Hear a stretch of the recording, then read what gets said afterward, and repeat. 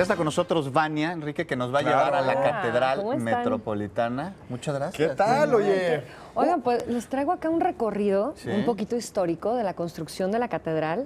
Y bueno, remontándonos, todos lo ubicamos, esta hermosísima iglesia grande, la más grande de Latinoamérica, la más bella también, que está en el centro histórico de nuestra ciudad. Y vaya, es una narrativa exquisita de los diferentes estilos arquitectónicos durante el virreinato, porque tardó en construirse 240 años, lo que nos da rasgos renacentistas, neoclásicos, nos da churrigueresco, nos da barroco. Es una joya que podamos tener la unidad arquitectónica de todos estos estilos en un solo edificio tan emblemático. Oye, ¿por qué se tardó tanto la construcción? Pues mira, vamos a contar un poquito la historia. Sí. De entrada, bueno, recordemos la conquista, llega Hernán Cortés, tiran el Templo Mayor y con esas piedras se pone la primera piedra de lo que sería el edificio. ¡Qué frescos! ¿Verdad? Sí, así de rápido como lo contamos, ¿no? Entonces, la primera piedra de lo que sería este edificio religioso. En esas épocas, pues bueno, lo más importante era evangelizar. Entonces, los misioneros de las diferentes órdenes religiosas vienen a México, a la Nueva España, y bueno, toman ciertos lugares del país para poder dividir entre ellos los sacramentos y toda la organización religiosa. ¿Qué sucede? La iglesia, tal cual y el gobierno del virrey, empiezan a notar que hay mucho poder con los frailes, porque son realmente quien tiene a la gente, la cercanía con la gente, a quienes los siguen y los entienden. Ven la necesidad de volver al esquema oriental, de tener el clero, el control del Estado a través de los obispos, del obispado. Y es por ello que se toma la decisión bastante persistente entre los obispos y los virreyes de construir una catedral. Esta catedral, independientemente de ser una hermosa obra arquitectónica, es el símbolo del cambio de poder administrativo de las parroquias a manos de los frailes, a manos del obispado. No, bueno. Entonces, esto es lo que simboliza realmente la catedral. Tarda mucho en construirse porque mira qué belleza de edificio. Sí. Es un edificio enorme, es un edificio rectangular, mide 109 metros de largo, 54 de frente. Lo primero que se termina es el sagrario, que es la parte de la derecha, esa fachada churrigueresca, que es la mejor lograda de toda Latinoamérica y es una joya. Entonces, bueno, ¿por qué? Porque era muy difícil. De hecho, hubo protestas por los frailes porque llevaban por miles a los indígenas a trabajar en la obra, evidentemente bajo unas condiciones de trabajo muy explotadas, y los frailes protestaban porque eran sus protegidos al final del día y aparte eran trabajadores que, independientemente de ser solicitados para la construcción de la catedral, se los llevaban a las construcciones de otras obras. Entonces, bueno, pues no era negocio, ¿verdad? Para los frailes. Sí. Entonces, bueno, estamos viendo aquí fotografías, la gente reunida frente a la catedral.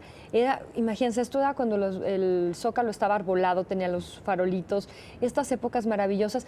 Y mira, y ahí están todos afuera congregados. Nos decías, Vania, que está hacia el sur, porque hacia el oriente no cabían todas estas personas congregadas en el frente, ¿verdad?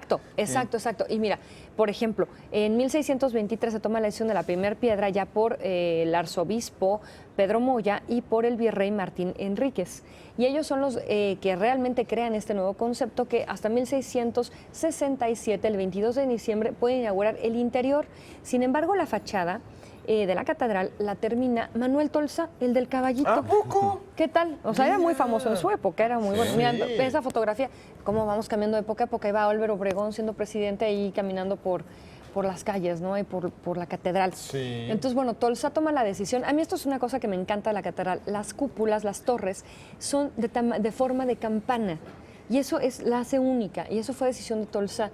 Entonces, son 16 campanas las que están en estas torres y tocan cada hora todo el tiempo.